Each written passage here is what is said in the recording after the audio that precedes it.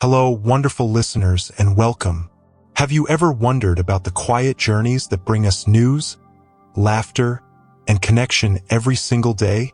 That familiar thunk in your mailbox holds centuries of stories, carried across continents and through unimaginable challenges.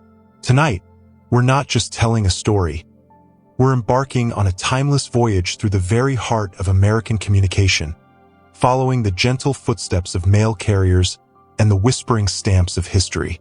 If you're ready to unravel the fascinating, often heroic, story of the U.S. Postal System with us, and you enjoy discovering the hidden sagas behind everyday wonders, then please take a moment to hit that like button. It truly helps us share these journeys with more curious minds, and it's like a little stamp of approval for our efforts. And if you haven't already, be sure to subscribe to our channel and ring that notification bell so you don't miss any of our future explorations into the past. Settle in, get comfortable, and let's drift through the centuries together, from colonial horseback riders to the hum of modern mail trucks. The story of America's Postal Service unfolds now, in a soothing, slow melody. Part 1, Colonial Beginnings, the Seeds of Connection. Picture a quiet colonial town, long before the familiar blue mailboxes appeared. In the earliest days, mail was a haphazard affair, a privilege, not a right. Before any official system, messages traveled by Native American trails, carried by word of mouth, or entrusted to friendly travelers, merchants, or even passing sailors. A message from Boston to Virginia could take weeks, or even months if it arrived at all. It was an era of profound isolation, where families and businesses were islands, connected only by chance. Then, a quiet but pivotal moment occurred. In 1639, the Massachusetts General Court designated Richard Fairbank's Tavern in Boston as the official repository for all overseas mail. It wasn't a post office as we know it, but a candlelit corner, a public house where sea captains would drop off incoming letters and collect outgoing ones. This humble tavern corner became America's very first official postal contact point. A tiny seed of a system in a vast, untamed land. In these early days, intercolonial mail delivery was still largely informal. A rider going from Boston to New York might carry a small bundle of letters for friends or family, perhaps for a small fee paid upon delivery. New York City attempted its own postal routes in 1672, followed by other colonies. But these were scattered efforts. Imagine the anxiety of waiting for news from a loved one across a few hundred miles. A journey that could take weeks, fraught with peril from rough roads, bandits, or even wild animals. Mail often sat in family lounges or taverns, simply waiting for someone, anyone who might be heading in the right direction. It was slow, unreliable, and expensive. As the 1700s progressed, the British Crown recognized the potential for control and revenue. In 1710, the British Parliament passed the Post Office Act, extending the British postal system to its American colonies. This was a significant step, establishing official post routes and rates. However, it was still largely inefficient and often viewed by colonists as a tool for British authority and taxation. Then came a figure whose genius would transform the very fabric of colonial communication: Benjamin Franklin.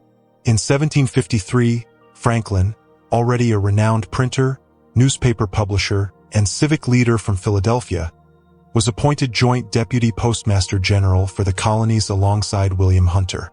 Franklin deeply understood the power of information and connection. He immediately set about overhauling the system. He didn't just manage from a desk. Franklin was hands-on. He personally surveyed post roads, traveling extensively, meticulously measuring distances and mapping out the most efficient routes. He improved roads, established milestones, and introduced more reliable and faster stagecoaches, like the famous flying machine that cut travel time between Philadelphia and New York to a then astonishing 33 hours. Under his guidance, mail between major cities began to arrive on regular, predictable schedules. Crucially, Franklin also standardized rates, moving away from erratic fees to a system based on distance and the number of sheets, making mail more accessible. Franklin's reforms were so effective that by 1761, the colonial postal system, for the first time, became profitable, sending a surplus of nearly £3,000 annually back to London. He turned scattered couriers into a truly functional, efficient, and reliable network. This transformation had a profound impact. News, ideas, and commerce flowed more freely. Newspapers, often carried at reduced rates thanks to Franklin's advocacy, became a vital conduit for public discourse, knitting the diverse colonies closer together and, perhaps ironically, laying the groundwork for a unified resistance. By the 1770s, revolution was indeed in the air, and the mail system, now robust thanks to Franklin, became an indispensable lifeline for the burgeoning patriot movement. The British Post Office, controlled by the Crown, was increasingly viewed as an instrument of oppression. On July 26, 1775, recognizing the critical need for independent communication, the Continental Congress took control of the mail from the Crown and unanimously appointed Benjamin Franklin as the first Postmaster General of the new American service. He organized routes connecting all 13 colonies, from Georgia in the south to Maine, then part of Massachusetts, in the north, and even managed to maintain essential mail links with Britain for diplomatic correspondence. Franklin innovated further, arranging overnight horse relays between cities and setting postal rates by weight, not just the number of sheets. His vision helped bind the colonies, allowing vital letters to cross battle lines and secret committees to send news, coordinate strategies, and build a unified front against British rule. The mail, in essence, became the circulatory system of the American Revolution. Even before the ink was dry on the Constitution, the importance of carrying mail was enshrined. The U.S. Constitution, Article 1, Section 8, Clause 7, explicitly grants Congress the power to establish post offices and post roads. This demonstrates the founders' clear understanding that a robust postal system was fundamental to a functioning democracy and a unified nation. In 1792, Congress passed a landmark Post Office Act. This crucial legislation not only established the Post Office Department as a permanent part of the government, but also included a revolutionary provision. Newspapers could ride in the mail at virtually no cost, just 1 cent for up to 100 miles, and 1.5 cents for over 100 miles. This meant that tiny frontier communities could receive the same news as big cities, knitting the new nation together with shared information, fostering an informed citizenry, and preventing regional isolation. The act also protected the sanctity of the mail, imposing heavy penalties for theft or tampering, reinforcing trust in the system. By the dawn of the 19th century, the postal network had quietly expanded with the country. In 1790, there were only 75 post offices in America. By 1800, that number had swelled to 903. By 1860, there were nearly 28,500 post offices, a truly exponential growth. New offices appeared in every state and territory, in city courthouses, general village shops, and remote ranch corners. Mail routes followed the settlers. As wagon roads carved paths westward, the mail carriers followed on horseback, by stagecoach, and later by steamboat and canal packet. Each postmark connected a new community to the next, making the vast, expanding land feel a little smaller, a little more united. Part 2: Westward Expansion and the Age of Speed. As the 1800s unfolded, America's frontier pushed relentlessly west, across vast plains and formidable mountains. People craved news from home, even from over 1,000 miles away. Stagecoaches, often armed against bandits, and intrepid horseback riders carried letters across prairies and mountains, facing blizzards, scorching deserts, treacherous rivers, and sometimes hostile encounters. These early carriers were pioneers themselves, vital threads connecting the burgeoning nation. Mail contracts became highly sought after and politically valuable, linking cities and towns to the farthest reaches of settlement. In this era of immense longing for connection, a daring venture captured the imagination of the nation: the Pony Express. Born out of the need for faster communication with California after the gold rush and amid growing tensions leading to the Civil War, The Pony Express was a desperate, privately funded gamble to prove a central overland route viable for year-round mail. In April 1860, this legendary service began. Skilled young riders, often orphans and typically under 18 years old, chosen for their lightweight and daring spirit, galloped horses along a relay of stations stretching from St. Joseph, Missouri, to Sacramento, California, a grueling route of more than 1,800 miles. They could deliver a letter in just 10 days, an astonishing speed in that era, cutting down the typical stagecoach journey by more than 2 weeks. Each rider might cover 75 to 100 miles per day, changing horses every 10 to 15 miles at remote outposts, pushing both horse and rider to their limits. Imagine the sheer determination. A young man, often alone, racing across the moonlit plains, carrying the hopes, fears, and vital information of a nation on the brink. The cost was exorbitant, initially $5 per half ounce, equivalent to hundreds of dollars today, making it a service primarily for urgent business, government dispatches, and crucial family news from the goldfields. The Pony Express was remarkably short-lived, operating for only about 18 months between April 1860 and October 1861. It lost a fortune for its operators, but in that brief time, it became an enduring symbol of rugged determination, speed, and the pioneering spirit. Its demise was swift and clear. On October 24, 1861, the transcontinental telegraph line was completed, making the Pony Express instantly obsolete. The very last message carried by a Pony Express rider was, fittingly, the news of the telegraph's completion. The story of those brave male riders, however, lives on in legend, embodying the unyielding drive to connect a vast continent. Meanwhile, the country was changing on an industrial scale.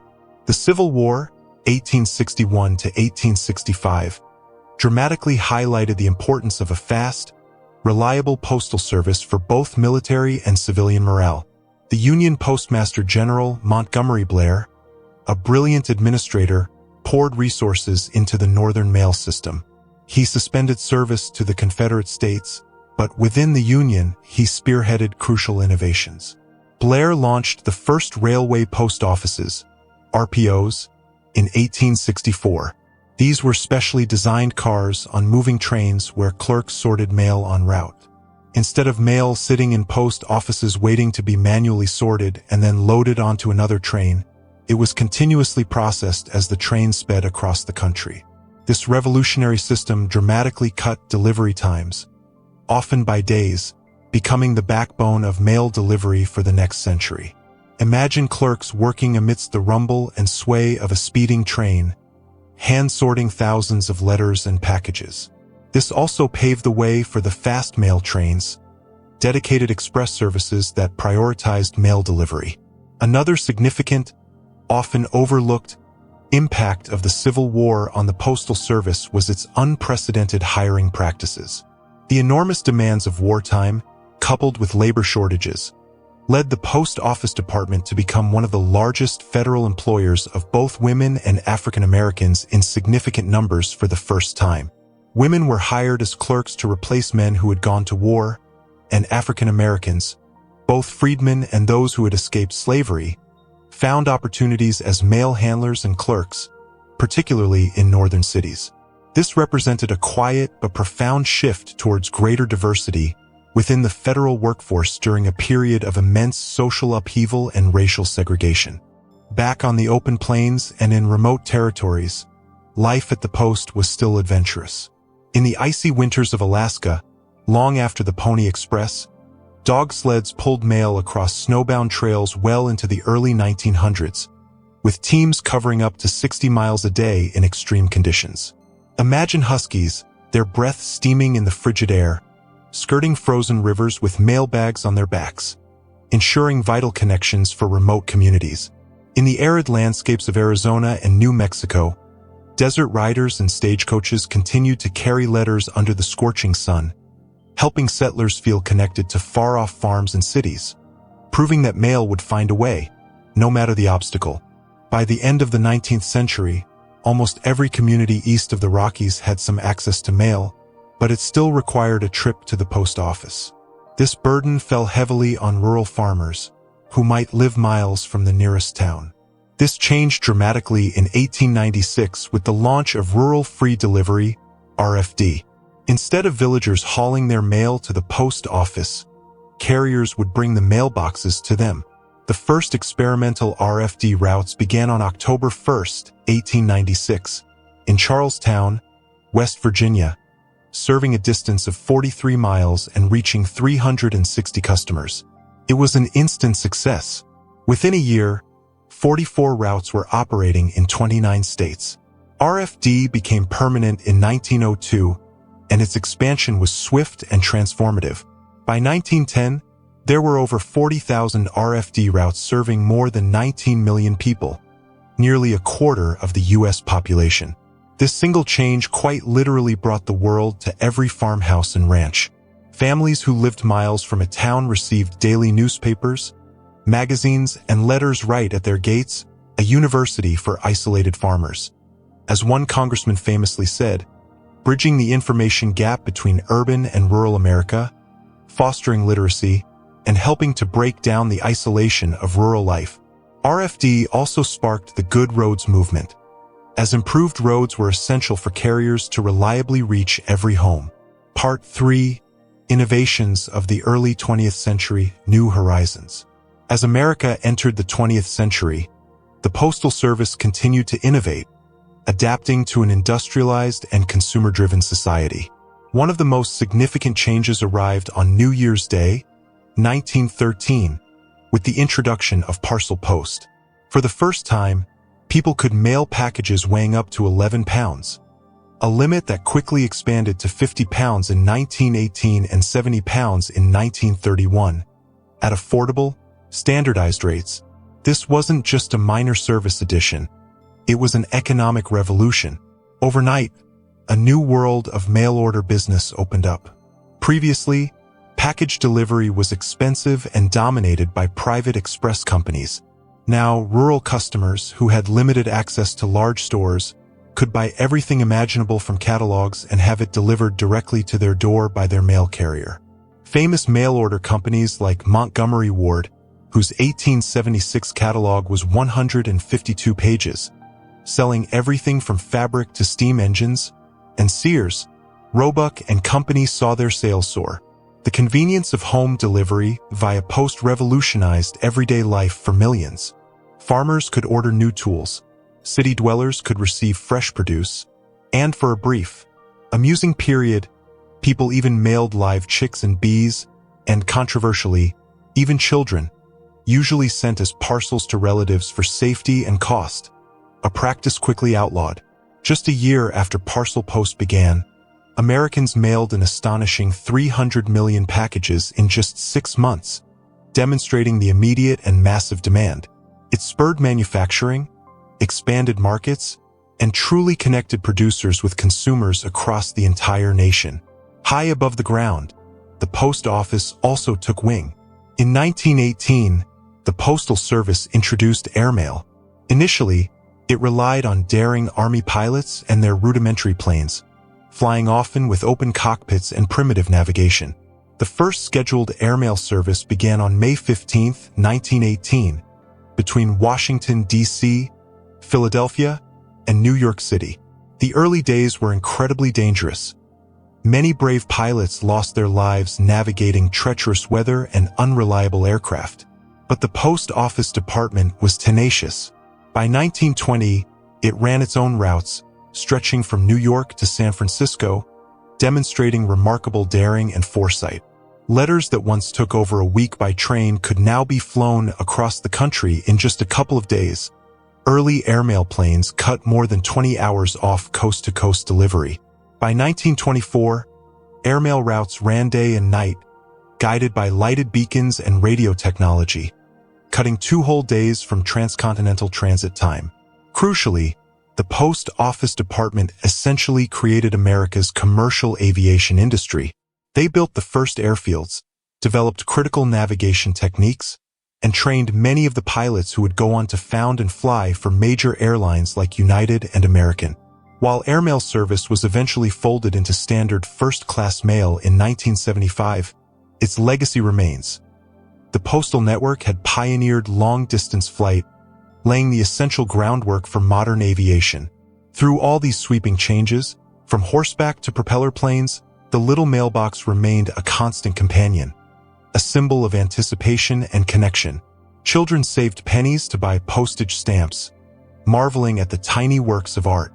Soldiers wrote home from distant posts, their letters carrying the weight of their experiences and the longing for loved ones. Families eagerly awaited the familiar creak of the mail truck on the street, or the thud of the carrier's footsteps. The mail brought news of presidential elections, declarations of war and treaties of peace, joyous announcements of births and solemn tidings of weddings and funerals. It even connected immigrants to their homelands. Letters carried precious gold coins, detailed family stories, and hopes for the future, providing a vital link to their heritage across vast oceans. The postal system, by the mid-20th century, had become undeniably woven into the everyday fabric of American life.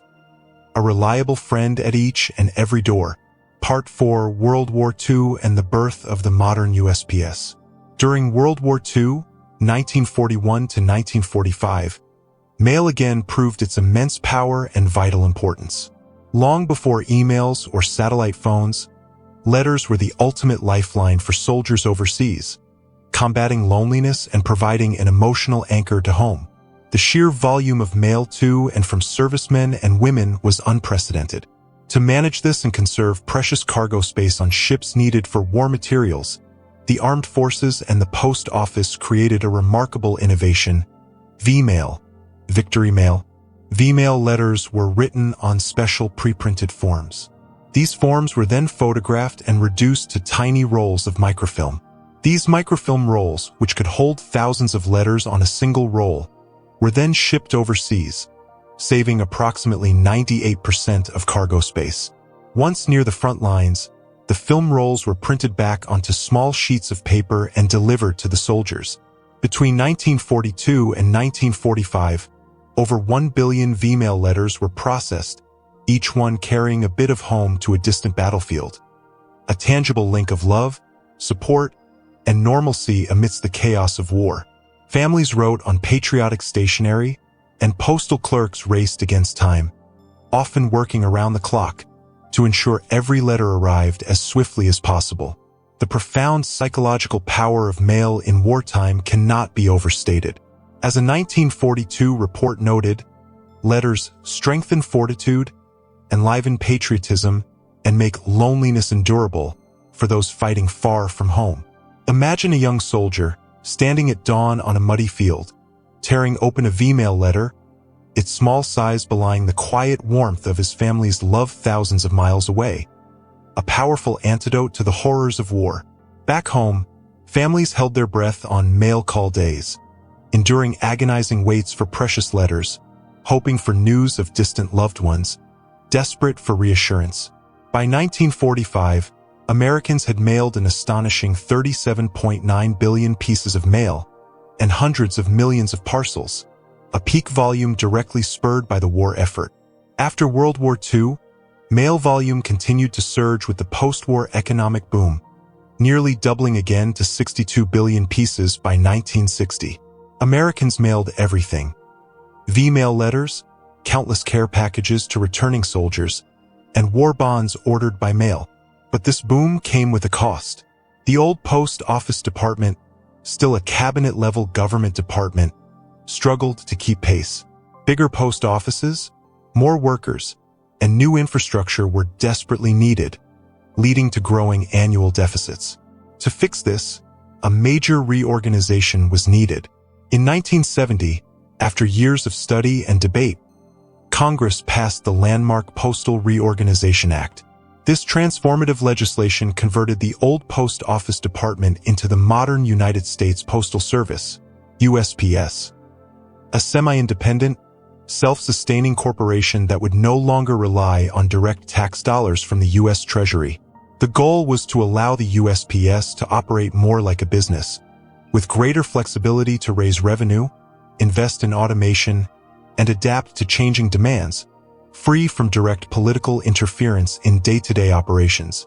The decades after World War II also saw lighter, but equally beloved, moments. The post office started special holiday mail programs, expanding Operation Santa letters to orphans, which had begun in earnest around 1912. Mailboxes got a festive touch, and dedicated postal workers often dressed as elves to answer children's letters to Santa Claus, spreading joy and wonder during the holiday season. Meanwhile, the mail system was again at the forefront of new technologies. In 1963, the zip code, short for Zone Improvement Plan, was introduced. On July 1, 1963, everyone in America began using a 5-digit zip code to significantly speed up mail sorting and delivery. The first 3 digits, representing the sectional center facility where mail was sorted, were conceptualized by a postal inspector named Robert Moon in 1944. The last 2, designating the specific post office or delivery area, were developed by another inspector, H. Bentley Hahn. The catchy cartoon character Mr. Zip and jingles on radio and television quickly taught Americans, young and old, to use their zip codes, tying together neighborhoods with numbers and allowing for the automation of mail processing. Part 5. Modern Transformations and Enduring Service. In the late 20th century, the Postal Service continued its relentless evolution, adapting to a rapidly changing technological landscape. By 1971, the USPS was fully operational as a self-funded agency, now mandated to generate its own revenue from stamp and shipping sales. This allowed greater operational flexibility, but it also meant facing new challenges directly on its own budget. Automation became central to mailrooms across the country. Massive, sophisticated machines were introduced to sort letters by shape and size. Advanced optical character readers, OCR, were developed, capable of reading and interpreting printed addresses, and eventually even some handwritten ones, at incredible speeds, processing tens of thousands of letters per hour. Barcoding technology allowed for even faster, more precise tracking of mail and packages. The introduction of these computerized sorting and tracking systems revolutionized mail processing, vastly increasing efficiency. At the same time, a new digital revolution was underway. Americans started to send fewer letters on paper as the internet, email, and mobile phones made communication instantaneous. First-class mail volume, the USPS's most profitable segment, peaked in 2006 at 103.5 billion pieces. Then began a steady, steep decline, dropping by over 50% in just a few years. However, this decline was partially offset by a massive increase in package deliveries driven by the rise of online shopping. The USPS, with its universal delivery network, became the indispensable last-mile carrier for countless e-commerce companies, delivering millions of parcels to every doorstep. Despite these technological shifts and changing mail volumes, the Postal Service remained absolutely essential. It delivered vital medications, heartfelt birthday cards, critical bills, and beloved magazines to every single address, from soaring Manhattan high-rises to dusty farm routes in the most remote corners of the nation. Beyond just delivering mail, rural carriers, in particular, retained their historical role as community helpers, often serving as the eyes and ears of their neighborhoods. During droughts or severe storms, they sometimes carried urgent weather bulletins, delivered printed forecasts to farm mailboxes, a service dating back to 1873, or checked on isolated residents. Carriers have earned a profound reputation for their dedication and care. In one famous story, a Virginia mailman in 1936 explained that in his decades on the road he had done everything except act as a midwife, delivering babies in emergencies, providing first aid, even arranging funerals for residents along his route when no one else was available. These stories underscore the deep trust and vital human connection that the mail carrier embodies. The scholar Christopher Shaw notes that the Postal Service reaches every American on a regular basis without discrimination. Rich or poor, rural or city dweller, young or old, everyone gets the same day's mail. This Universal Service Obligation, USO, a core mandate of the USPS, means that they deliver to every address, even if it's not profitable, unlike private carriers who can choose their routes.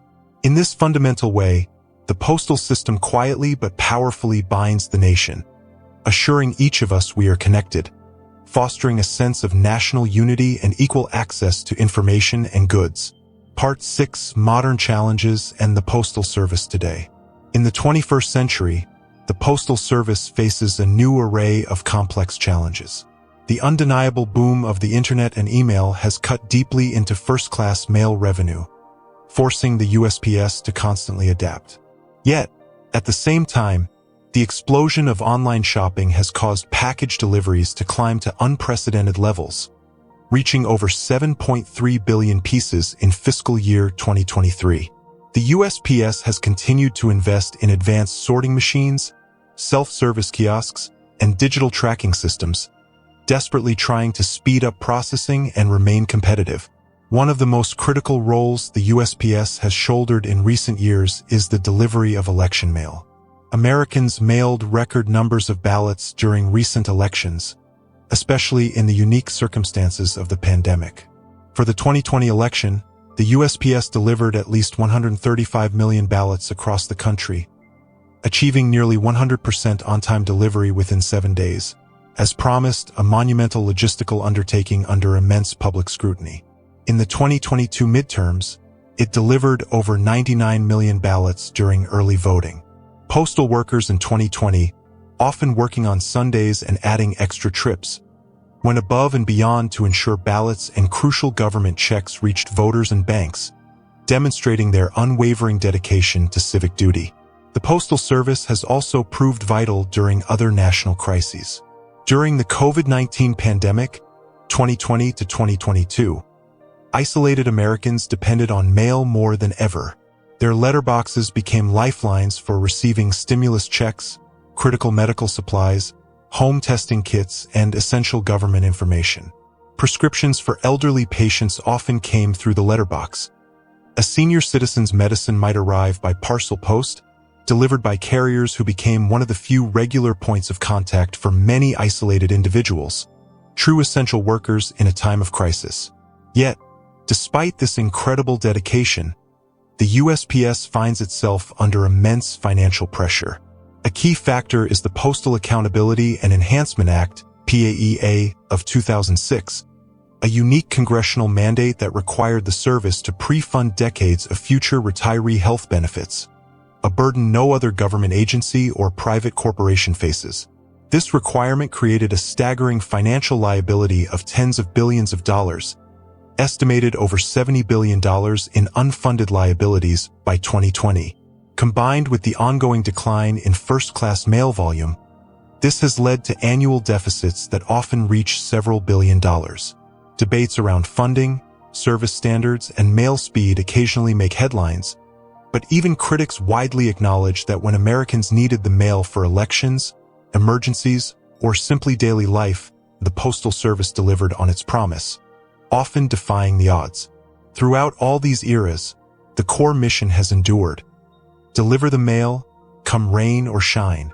As the old motto reminds us, often attributed to the post office, though it's a paraphrase from Herodotus describing ancient Persian couriers. Neither snow nor rain nor heat nor gloom of night stays these couriers from the swift completion of their appointed rounds. Mail carriers in remote mountains, bustling cities, and scorching desert highways all continue to answer this call, embodying a tireless dedication that stretches back centuries. Today, they drive fuel-efficient trucks. The USPS operates the largest civilian fleet of vehicles in the world, over 228,000 vehicles, or pilot planes, and process mail with incredible automation. But the familiar sound of mailbags, the sight of letter carriers on foot or bicycle, can still evoke that same quiet trust first built centuries ago. This massive network delivers to an incredible 167 million delivery points 6 days a week, and often 7 for packages, connecting every home and business in the nation. The next time you hear the comforting thunk of your mailbox, remember the long, improbable journey that letter or package has taken, across wooden bridges, snowy trails, bustling sorting centers, and high in the sky. It is more than just paper and cardboard. It is a vital thread woven intricately through the tapestry of American life, a testament to connection, resilience, innovation, and unwavering service. You have drifted through history tonight, alongside the intrepid mail carriers of the past, witnessing the quiet heroism and profound impact of a service that truly bound a nation. Now let your eyes grow heavy. The mail will rest at your door until tomorrow, and so will you. Good night, and may your dreams carry you gently to the dawn.